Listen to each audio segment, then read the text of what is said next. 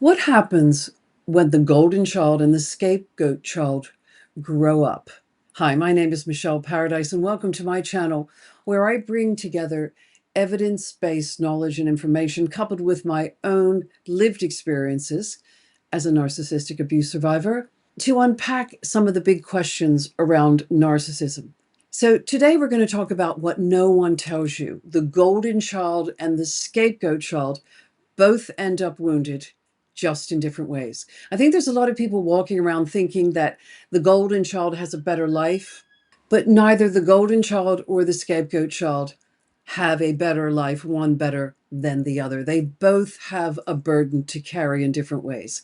You might have grown up in a home where you and your sibling were treated completely differently, one praised and pedestalized. You know what I mean? They were put on a pedestal. They were the golden child. They could do nothing wrong. The other was blamed and criticized. That was pretty much me. And if this was your experience, you weren't imagining it. Narcissistic family systems assign roles, and those roles don't disappear. When you leave home, they carry on.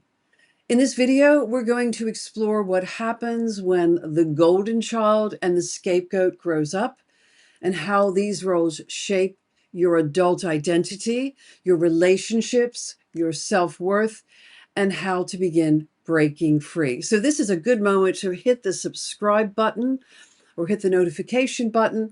So when I do my next video, you will be the first to know. In a narcissistic family, everything revolves around the emotional needs of the parent, especially the narcissistic parent, the one that has narcissistic traits or narcissistic personality disorder.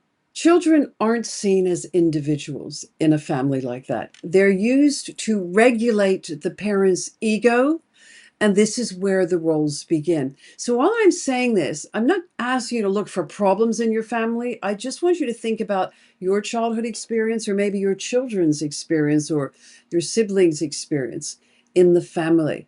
It doesn't show up in every family, scapegoat, golden child, but it certainly does show up when there is a narcissistic parent in charge. The golden child is idealized. They're the extension of the parent's fantasy. The fantasy self, they're the trophy, the favorite, the one who makes them proud. You know, let's say that the parent wanted to be an athlete and they were academic and weren't very good at athletics. And this child is good at athletics, and they live vicariously through that child's successes.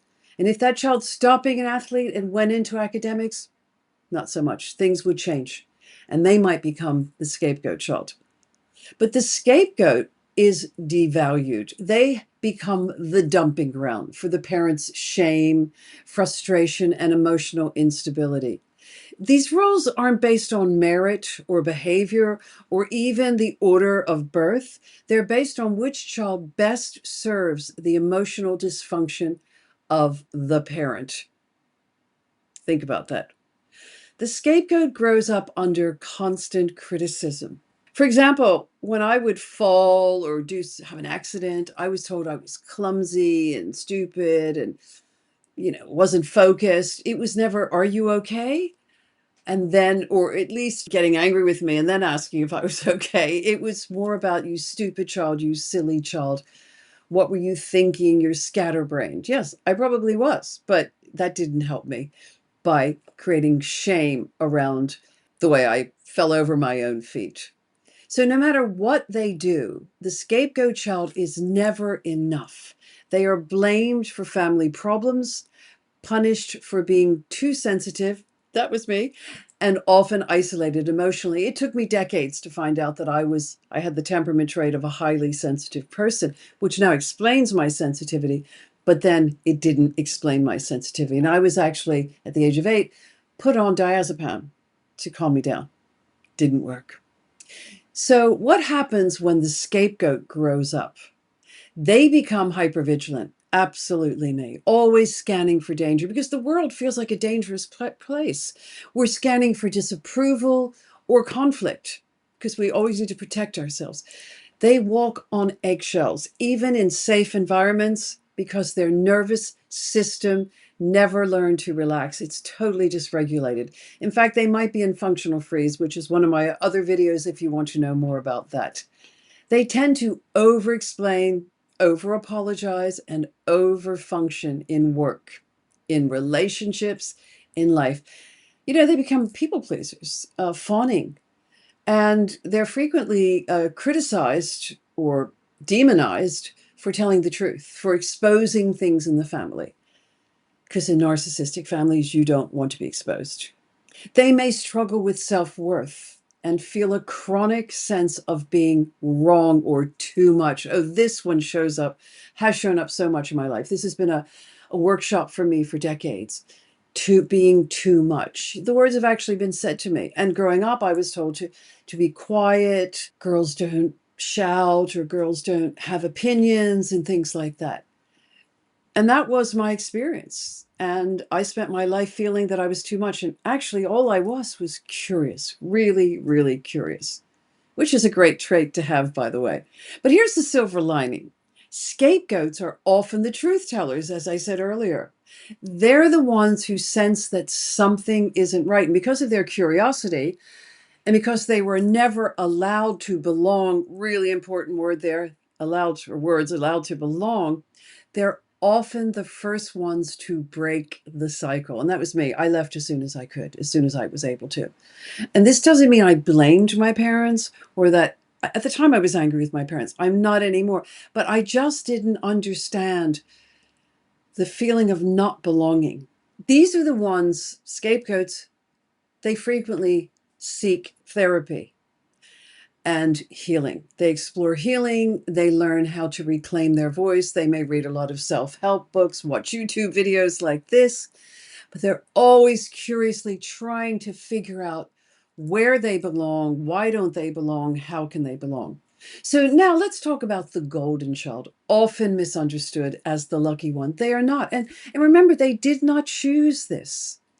They might have received the praise, the admiration, and privilege, but it came at a big cost. The golden child wasn't loved for who they were. They were loved for how well they played the role for the narcissistic parent, to give them what they needed. They were their supply. As adults, golden children often struggle with perfectionism because their worth was based on achievement. As I said earlier, especially if the achievement is aligned with the narcissistic parent. If you're academic and the narcissistic parent is academic or wanted to be, they'll be bragging about you. You're amazing. You are meeting the needs of the narcissistic parent, and you might not even realize that at the time. That's why I do these videos. So people pleasing, they learned that love had to be earned. I'll say that again. They learned that love had to be earned. They had a fear of failure because mistakes threaten their entire identity.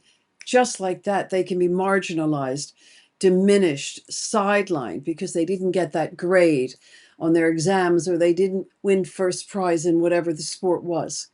They have a shaky sense of self. They don't really know who they are without validation. It's quite different than the scapegoat. The scapegoat pretty much knows that they're too much, pretty much knows that nothing they do is right, or very little they do is right. But it's different. The golden child isn't sure, and they have experienced high accolades and achievements, but they're beginning to realize, hopefully they're beginning to realize, that it is transactional. And therefore, if they don't have that validation as they grow up, this can cause quite a few problems for the golden child. They often look successful on the outside, but inside there's emptiness. There's a sense of living someone else's life.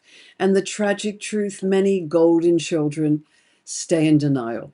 Unlike the scapegoat that goes into therapy, they stay in denial. Not all of them, but this is, quite a high proportion. They cling to the illusion that their parent loved them unconditionally, because facing the truth would mean losing the very identity they were praised for. Two different roles, one shared wound. Neither child was loved for who they really were. The scapegoat was rejected for being too real. The golden child was accepted only if they performed and performed really well. Both learned I'm not safe to be myself, so they don't know who they are.